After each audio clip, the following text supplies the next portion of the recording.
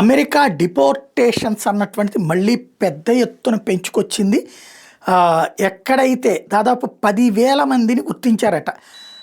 వీళ్ళందరూ కూడా ఎవరు గుర్తించింది? ఐసీఈ ఏదైతే అక్కడ ప్రత్యేకించి చొరబాటుదారులుగా ఉండి అక్కడ అంటే అక్రమంగా ప్రవేశించిన వాళ్ళని గుర్తించింది. ఖాళీ భవనాలు అని చెప్పి రికార్డ్ అయ్యి ఉన్నటువంటి వాటిట్లో వందలాది మంది విద్యార్థులు ఉండి అక్కడ వర్కింగ్ అవర్స్ కూడా పాటిస్తున్నారట.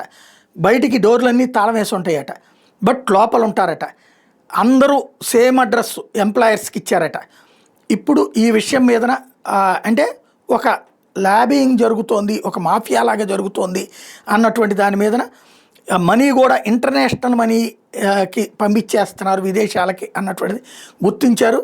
ఈ నేపథ్యంలో మొత్తం ఒక 10,000 మందిని తిప్పి పంపుతున్నారు.